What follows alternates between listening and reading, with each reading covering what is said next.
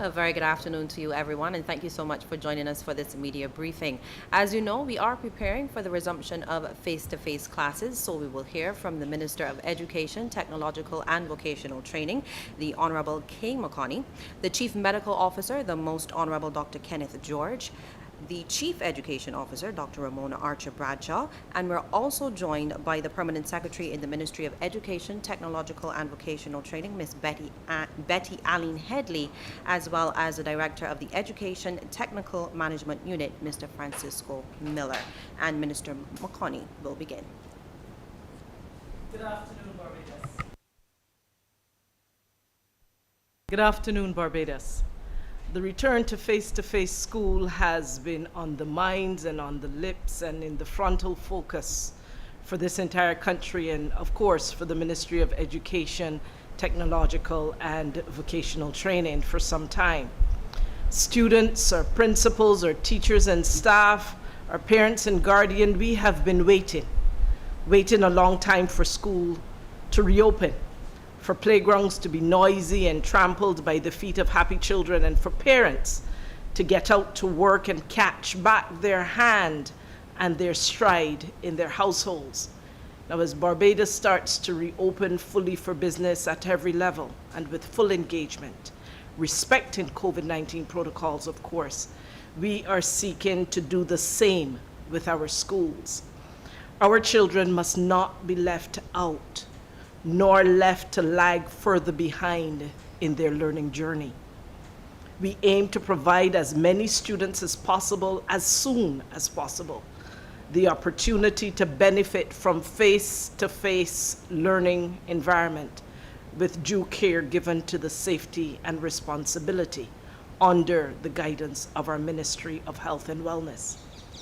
You may recall that the Ministry of Education, Technological and Vocational Training, we signaled our intention to work with our education partners towards the return to face-to-face school on February 21st this year. That's next week.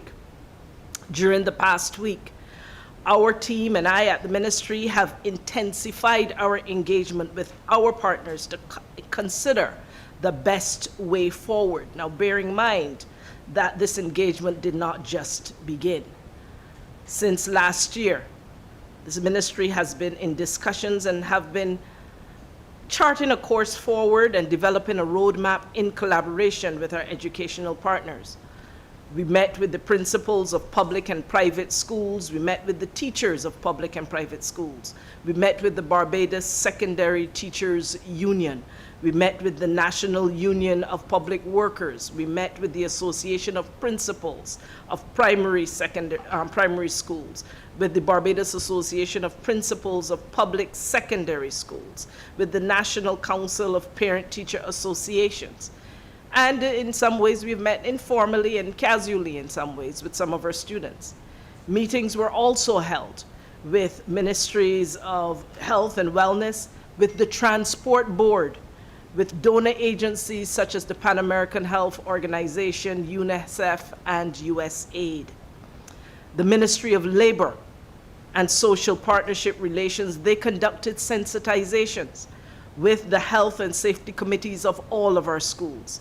Meetings were held with auxiliary staff and school monitors with the Ministry of Health and Wellness on cleaning and sanitizing protocols, and that training will continue. Meetings were also held with the Ministry of People Empowerment and the Barbados Light and Power to discuss the vulnerable students who reside in locations without electricity.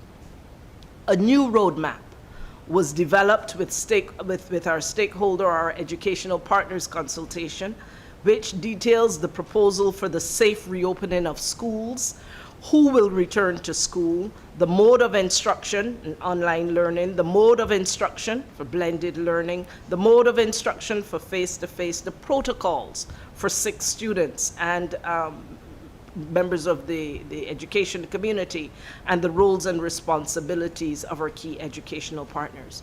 You will certainly hear more about this roadmap from the Chief Education Officer, Dr. Archer-Bradshaw, later. And if you check the Ministry of Education's Facebook and IG pages, you should be able to see a draft of that roadmap. Now, our ministry and this government, we have listened. We have listened. We have heard, we have discussed, we have evaluated our options. We are responding.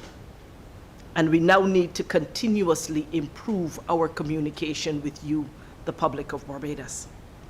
I committed to this country about 10 days ago when I made my first statement as minister responsible for education that the Ministry of Education's team would hold consultations and we would get back to you.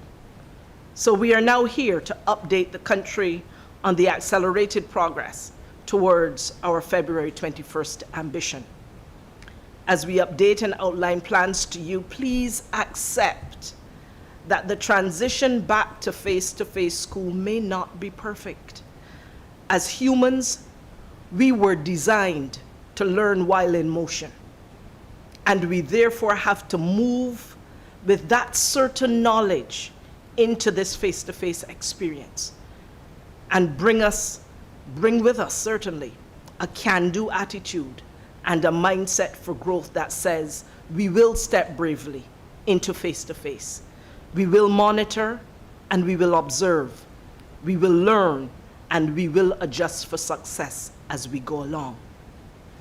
We know that the size of the student body populations in our various schools are different from school to school. We also know that the physical size of school plants and their relative capacity in terms of space to accommodate classrooms with 3-foot distancing, that varies from school to school. We are aware that some of the repairs ongoing at schools can be done safely and in a manner that is environmentally healthy for people without disrupting classes while students are in school. While some repairs would have to be done when the students are out of school or at an alternative location. The Permanent Secretary and Mr. Francisco Miller, who heads the department that has responsibility for the minor and major repairs, you will hear from them later on the readiness of our school's infrastructure in terms of those repairs. Those educational partners who have indicated that you will not be able to start on February 21st for various reasons you've proffered, we have heard you. And those education partners who have indicated that you are ready and willing to try a start on February 21st, we too have heard you. We appreciate that some people are experiencing anxiety about returning to face-to-face school for various reasons equally legitimate for your circumstance. To support the former, that is, to support those who are experiencing that anxiety, the ministry has augmented our effort to strengthen the Student Support Services Unit. For example, we have engaged 7 additional primary school social workers and 7 counselors for secondary schools. These officers have started work with students and teachers at several schools to prepare them for the return to face-to-face classes.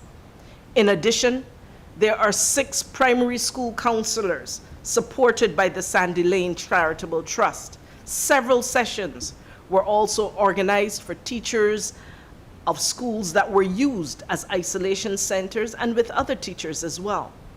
A mental health and wellness committee set up last year has met several times and has developed a plan to support the psychosocial needs of school personnel.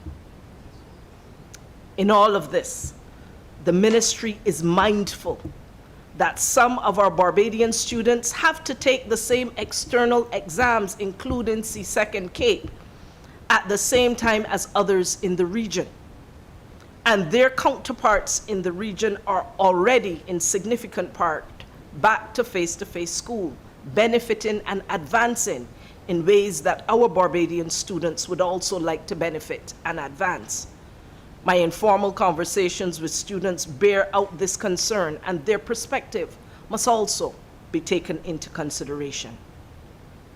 We are also mindful that our students must get going sooner rather than later on subjects which require practical work submissions for them to demonstrate proficiency and excellence in various assessments and exams. Our children will not only be required to compete with others in Barbados and the region for opportunities in education at all levels, they will be competing with peers from around the world who will be seeking to land spots in universities and colleges and special schools and jobs for the future. They must be ready. And can we afford to hold them back any longer than the years they have already lost in learning gains through no fault of their own or ours? We have to rebalance our priorities, Barbados, now, if this country is to survive and thrive. For these reasons, among others, the ministry has determined that schools will reopen in a phased manner starting February 21st. Our Chief Medical Officer is here and will share the Ministry of Health and Wellness's rationale for advising us in a way that they believe is sound as it relates to the reopening of school. Our Chief Education Officer, as I mentioned earlier, is also here to share further details on how we will be able to return to school, face-to-face school, in a safe manner using the roadmap and other approaches that have been advanced. Our Permanent Secretary, Ms. Betty Alleyne-Headley, she will hear and she will answer, as well as with Mr. Miller, Mr. Francisco Miller, to whom I referred earlier, about the readiness of our school plans. I want to thank you, Barbados. Thank you for making this transition back to face-to-face school with us in the interest of quality education for all. We can do this. Remember, we were designed to learn while in motion. Thank you. Thank you very much, Minister. Dr. Archer-Bradshaw will now provide an update as well.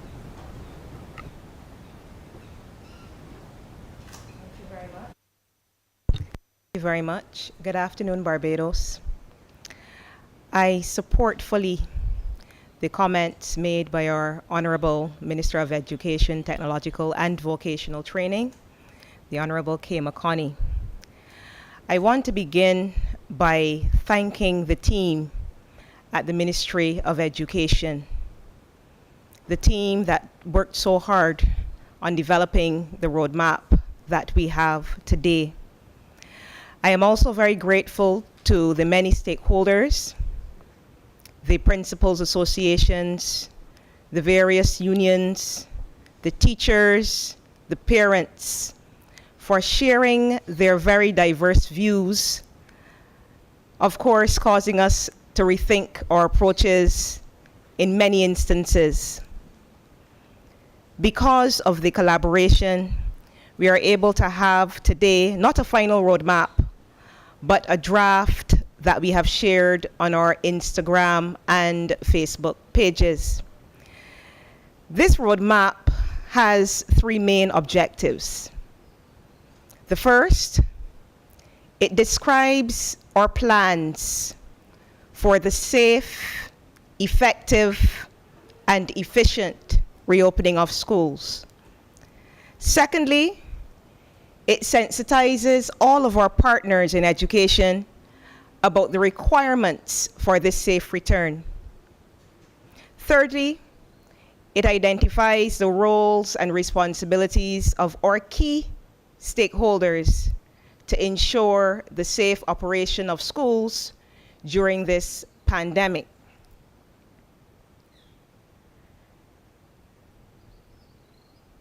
I'm going to use this opportunity to speak about the requirements for the safe reopening of schools. And there are four main requirements at this point in time. In terms of distancing, we are saying that all students in classrooms should be seated 3 feet apart. All students should follow the COVID-19 protocols and be 3 feet apart at all times. In terms of mask wearing, all students are required to wear masks at all times. Of course, allowances will be made for mask breaks. Sanitizing stations are also a requirement, and this is across all levels from nursery to secondary. We also want to conduct random testing for students and for staff across nursery, primary, and secondary schools.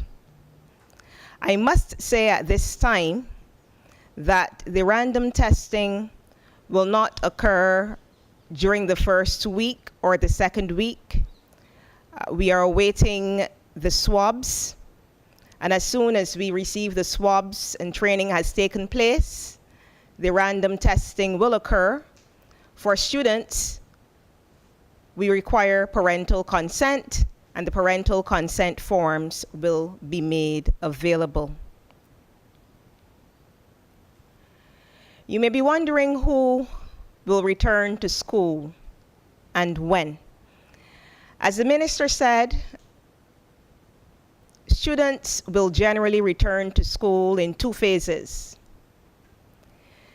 To determine who returned to school in the first phase, we identified those children who are most vulnerable at this stage.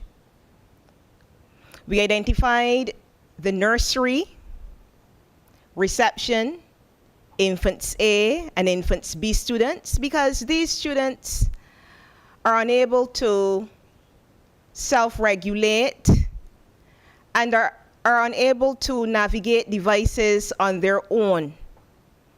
They need the support of adults in the online environment. Class 4 students, they need to be able to transition successfully to the secondary school. As a result, they need to experience as much face-to-face instruction as they can. They need to develop their social skills. First formers, they too need the opportunity to experience the culture of their new secondary school. And one of the cries that we heard throughout this pandemic with the first form that went into school in September 2020 was that the children, some of them, did not feel connected to their secondary school because the only experience they had of their school was that of being online. 4th, 5th, and 6th formers, there is a need for them to participate in practical activities, especially those who are pursuing examinations and are required to submit their school-based assessments. And we cannot forget those children who have special needs. They need that face-to-face interaction in order to reach their cognitive and developmental milestones. The groups that I have just listed are the groups that will be in the first phase. In the second phase, we will have at the primary level classes 1, 2, and 3, and at the secondary level, second form and third form. I want to say at this point that we will allow for flexibility relative to the phases based on a few factors. We understand that there are some schools that are unable to have all of the students in the first phase at school in the first week. Where that is happening, we are recommending that the principals utilize a group A and a Group B approach, which allows for children to have at least 5 days of face-to-face school within a 2-week period. What do I mean when I say that?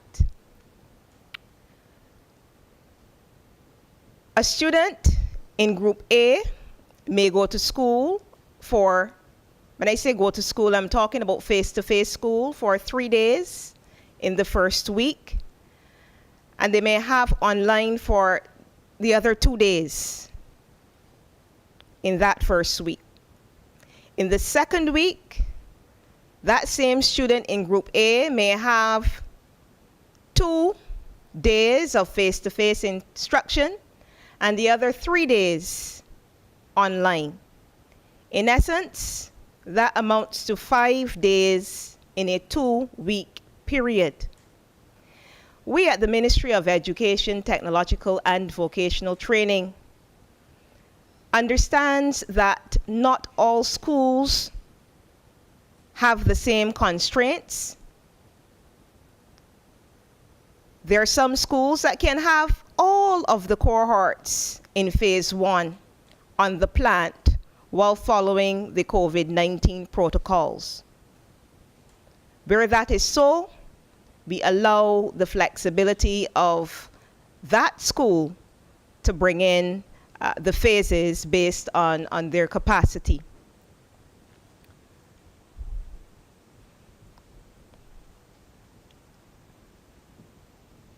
In terms of the closure of schools, the general time for school closure will be 2 p.m. We know that there are some schools, for example, the St. Leonard's Boys School and the St. Michael's School, that begin a little earlier than the others. That will be allowed. As a result, they will be allowed to close a little earlier than 2 o'clock. There are also some schools that may want to run a little longer than 2 o'clock. They may want to go until 2:30 or until 3 p.m., depending on the educational needs of the students. Where that is so, the principals will communicate with you, the parents and the guardians, so that you will know exactly the time to pick up your child or the time to expect your child at home if that child has to take public transportation. I want to use this opportunity to talk specifically with parents. Parents, I want you to know that we at the ministry, our principals, our teachers, our support staff have done all that we can do and will do all that we can do to make it safe for your child at school. We are depending on you to help us to keep it safe for your child or ward at school. And what do I mean when I say this? We know that there are some parents who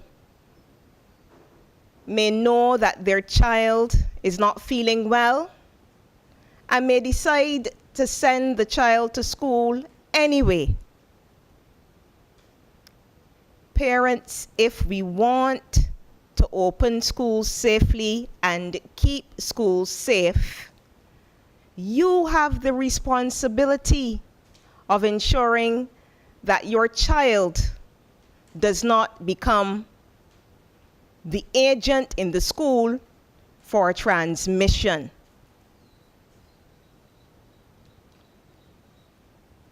It cannot work if we do not have your support. It cannot work if we do not have your support. At this point, I am going to hand over to Miss Lisa Lord, who will tell us who will speak after me. So thank you very much, Barbados. Thank you very much. And from the Chief Education Officer, we now go to the Chief Medical Officer, Dr. George. Good afternoon. Thank you so much. I'll be fairly brief. Thanks a lot, Barbadians, for working with us during this difficult time. The Ministry of Health is supportive of schools returning on the 21st of February 2022 in a phased approach. I would like the public to know that transmission in schools is an unlikely event. Transmission is more likely to occur in your homes, where people socialize and where people live. Based on the protocols, the Ministry of Health strongly believes that schools are relatively safe environments for learning. And once the protocols are adhered to, there shall be no mass spread of COVID or Omicron for that matter in schools. Fortunately, we have gotten support not only from PAHO in our decision making, WHO in our decision making, UNICEF in our decision making, but also we managed to get the perspective of a large group of pediatricians in Barbados who are highly supportive of this approach. The second issue, if your child or teacher, for that matter, is ill, they are to remain at home. This may sound simple, but this, to me, is our greatest threat if we allow sick students onto the school plant. I think if we stick to these measures, the likelihood of transmission in schools has been reduced. And my final point is that the Ministry of Health has given its commitment to walk this walk with the Ministry of Education. Our medical officers of health have been briefed. They, I would say, many of them are actually quite experienced in managing introduction of COVID into schools. And I can assure you this can be done safely.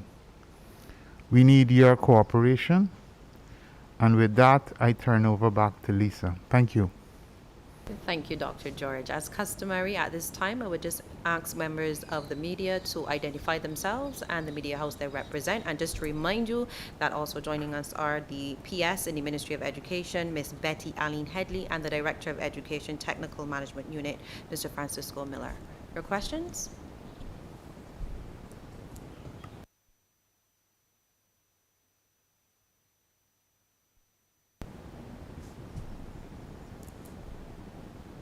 Members of the media, do you have any questions?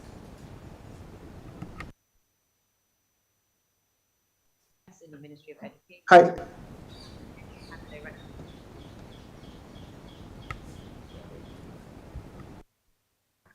Hi, good afternoon, Lisa. Kobe Brooms here from Barbados Today. Just one question to the minister. I know that the Barbados Union of Teachers would have asked for an extension to about March for the resumption of face-to-face classes. Is this an indication then that we have the support of the union for the phased approach for February 21st?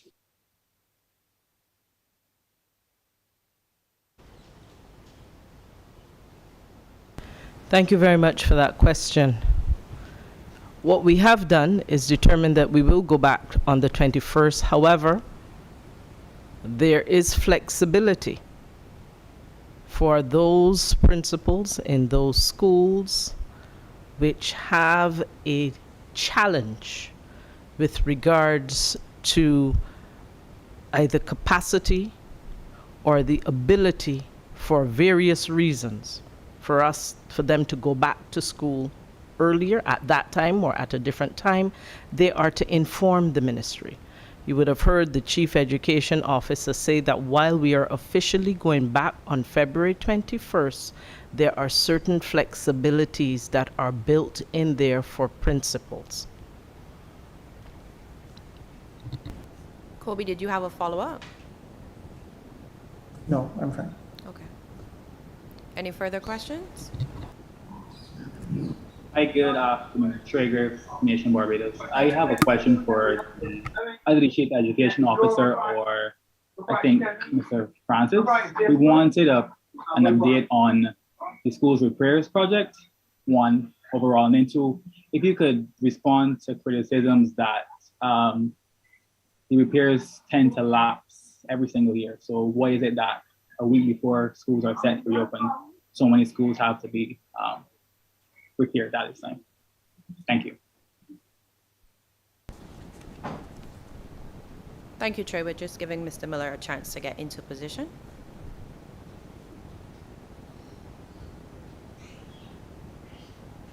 Afternoon, thanks for the question. Essentially, what we are doing right now, we are doing some minor works.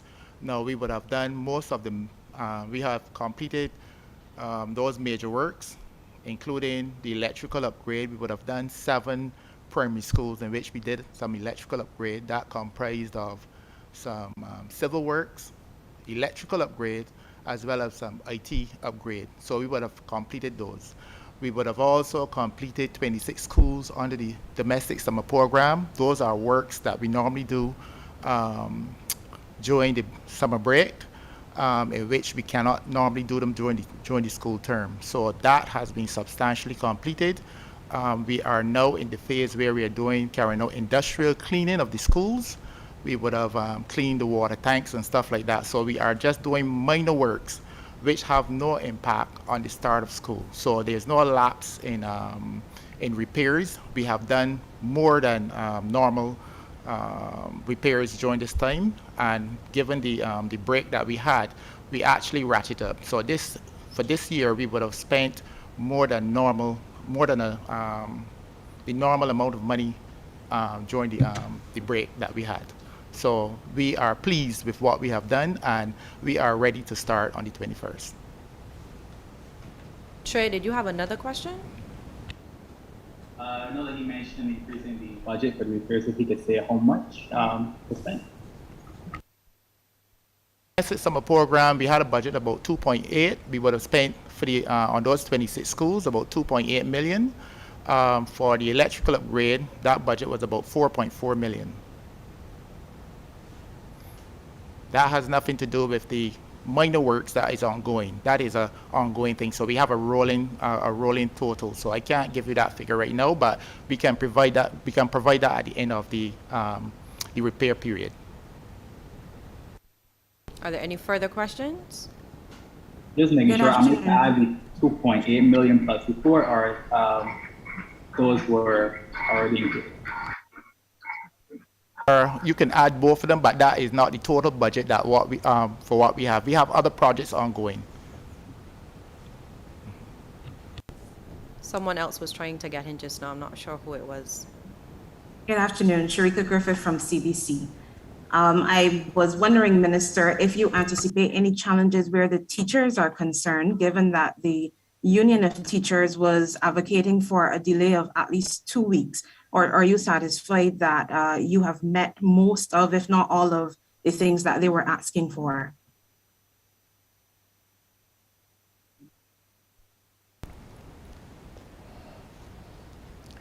Thank you. Over the last while that we have been having discussions with all of our unions, there were a number of concerns that were raised, and the ministry has at every turn sought to respond. There was a question as it relates to random testing, and we have assured them through the Ministry of Health and Wellness, with the support of the Ministry of Health and Wellness, that we will ensure that there is random testing once resources are available, as you heard described earlier. There were concerns about masks and providing such for the unions. The ministry has committed, along with our partners, international partners who have assisted in providing masks in the past, who have agreed that they will continue to work with us so that we can ensure that all schools are provided with extra masks, because we know some students come to school because they couldn't afford the mask. There are some that the string behind the ears will break and they will not be able to use the mask. Some people will spill things on themselves, and for whatever reason it would not be sanitary for them to use the mask. So the ministry has committed that we will make masks available at all schools for those persons who need them, and where through our own investment or through the contributions of our partners, we're able to secure additional masks, we will make sure that they're made available to the teachers and the students and the staff to the extent that we can do so. There were other questions that were raised with regards to the distancing in school, and that matter has been settled by our Ministry of Health and Wellness, which is the lead ministry that will give advice on those protocols. As it relates to the date on which we go back, you would have heard all of the considerations we have made. We have taken into consideration those who said they would want a longer period of time, and we have taken into consideration those who said we can go back right now. And all of those perspectives have to be taken on board. And that is the reason why, while we will officially go back on the 21st, the Chief Education Officer, whom I will ask to expound if she can, on the flexibility that has been given to principals, how that could possibly work to ensure that all those who can do and those who are unable for whatever legitimate reasons they may have, that we may have some flexibility in how they will be able to cater to the interest of our students. Dr. Archer-Bradshaw. Thank you, Minister. I want to make it clear that the Ministry of Education values our teachers and our principals. I wanted to make that clear because I've heard some rumblings in the public with regard that some teachers just don't want to go back into school. And I want to say here this afternoon that all of us want the same thing. We want our children to be back in school safely. We want our staff members to be back in school safely. The Ministry of Education has done all that it can do up until this point to ensure that the plants are safe. However, we have come to understand through discussion with the unions that there are some members who are not quite comfortable with the return to school on the 21st. Because we have an understanding of this pandemic and the morbid sensitivities that persons may have on returning to school, we have allowed for flexibility with regard to the return of some classes or maybe some cohorts on the 21st of February 2022. This will not hinder those persons who are ready to return on the 21st of February 2022. But we are an understanding ministry. We know that our teachers have been working extremely hard for the past 2 years to equip themselves, to facilitate quality instruction And we commend them for that. We have taken into account what is being said by our unions, and we are flexible enough at this point to allow those teachers the time, that is about 1 week, to settle themselves, to return at a later date. Sharika, did you have a follow-up? Yes, Lisa. I also wanted to know, I'm not sure if it was addressed in this press conference, what the vaccination rate is among students and also among staff, both teaching and non-teaching.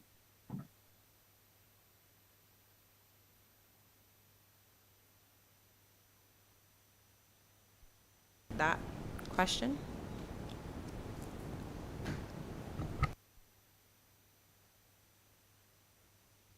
So let me, I would just be very general. The vaccination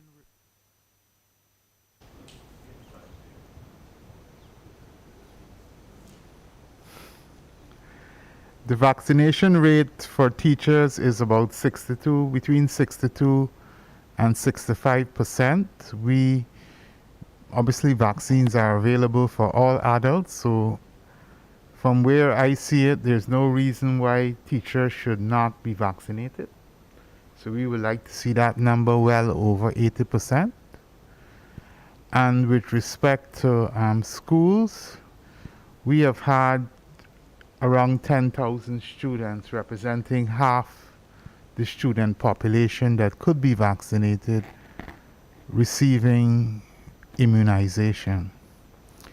So the Ministry of Health will continue to promote vaccinations. Ideally, we would like to see it nationally at 70%, but it is not a requirement for the restart of schools at this time. Thank you. Next question. Can anyone speak to the transportation situation? How will know that it's back to 100% capacity? How will that be facilitated? How will it be, I guess, controlled to ensure that the students are following the rules?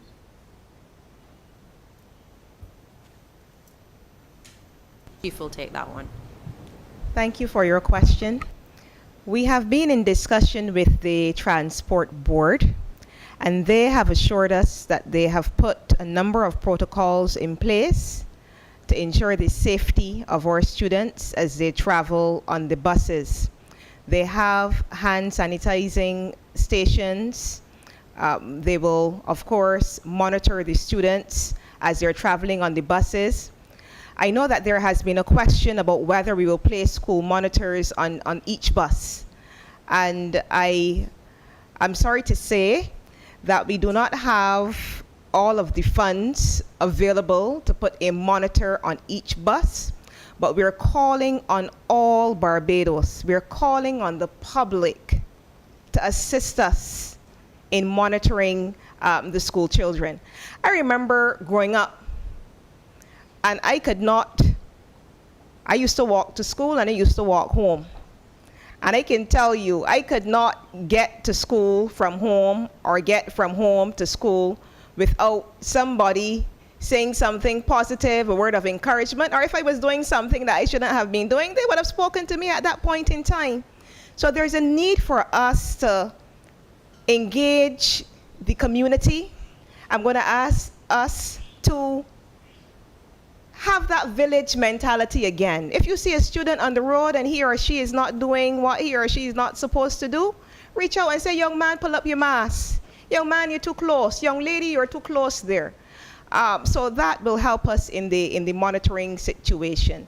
But the Transport Board has a number of protocols in place for the students to follow. I'm going to ask the parents also to consistently talk with your children. Let them know what is acceptable. Let them know what is unacceptable. We are all in this together. We can't have a policeman, you know, in every house, or a policeman in every gap, but we can all do our part to make sure that our schools remain safe and to make sure that Barbados remains safe. Chief, there's a question coming from Kerry Gooding from Loop. I'm not sure if you can take this one regarding uniforms. Parents that can't source school uniforms and shoes, no. What is the alternative? Are we making provisions for that? I thank you for that question. The ministry had a meeting with principals quite recently, and we were able to raise this matter. We want all of our children to attend schools clad in their uniforms. But we understand the constraints that some parents may have, especially in the midst of this pandemic. We understand some parents may have lost their jobs. Some parents are working reduced hours and may not be able to afford a full uniform for their children or for their wards. Having said that, on a case-by-case basis, the principals will evaluate and allow students to, for example, come to school with soft shoes or what we call sneakers. If they don't have the proper or the school shoes at the point in time, it may be that the child may not be able to fit in the formal uniform, but they can wear their games clothes. If that is the case, then that will be allowed. Or it might be a case that the child can't fit in the games clothes nor the formal school clothes. If that is the case, the child can wear a plain shirt and a jeans pants, a white shirt and a jeans pants. The big picture that we have here is for each and every child to receive an education face to face. And once we keep that in mind, and not only face to face, but face to face safely, and once we keep that in mind, I am sure that we will make all of the right decisions with regard to educating our children. Thank you. Thank you. Are there any further questions? I just have one more question regarding the testing. I know that it was mentioned the testing won't be ready for the next 2 weeks, but can we find out, I guess, who will be conducting the testing? Is it oral or oral or nasal? And how will the training be conducted? As we indicated, the tests are not on island as yet. When they become on island, we will certainly let the public know. We have used the most or the least, the test that is not invasive, which is a nasal test, to do the swabs so that the training will be done. It is non-invasive, and therefore parents can be assured that when their child is tested, it will be done so in a professional manner and a manner that will protect the child who is receiving the test. That's it. If there are no further questions, I will ask the Minister if she has any closing comments.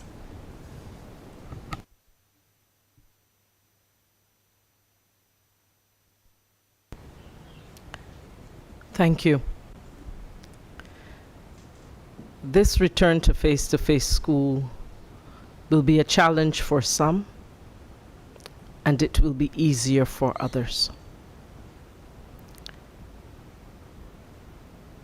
This ministry has sought to take into consideration as many of the different perspectives as there are. We have consulted with our Ministry of Health and Wellness, and we are convinced that we can do face-to-face school safely and responsibly. The ministry has ensured that even though we have the roadmap which will provide the guidelines, and again I refer you to our Facebook and our Instagram for a look at that roadmap, we recognize that there are people who may still find themselves anxious or challenged. And it is for that reason that we say those whose systems and minds are aligned with a February 21st return to school. We will put no constraints on you other than ensuring that you follow all of the protocols and guidelines that are required. And for those who are, for whatever reasons, legitimate to their circumstance, unable at that time to return, we will ask that those principals inform the ministry by this Friday so that we are fully apprised of what the situation will be and what the circumstances are that may be constraining them. You will see in the public there are some surveys we have sent to parents and other members of the school community. We ask that you complete those surveys. We have also sent surveys directly to the students' emails for the students to complete those surveys to help us understand how best we can go on a path of continuous improvement to create the kind of environment that will be safe for your children and our children to continue quality education. So we have sought in many ways to consult. We are going to continue to ask for feedback from all of our educational partners. We ask that Barbados put their best effort forward, and that even with what the government has been able to do in terms of getting our plants ready for the return to school, that we all also assume personal responsibility for ensuring that our environments remain safe and conducive to quality education. Thank you. And thank you very much, Minister. That was the Minister of Education, Technological and Vocational Training, the Honorable K. McConney. Let me also thank the Chief Medical Officer, the Most Honorable Dr. Kenneth George, the Chief Education Officer, Dr. Ramona Archer-Bradshaw, the Director of the Education Technical Management Unit, Mr. Francisco Miller, and also joining us was the Permanent Secretary in the Ministry of Education, Technological and Vocational Training, Ms. Betty Alleyne-Headley, who was also present. Members of the media, as always, and you for joining us. Good afternoon.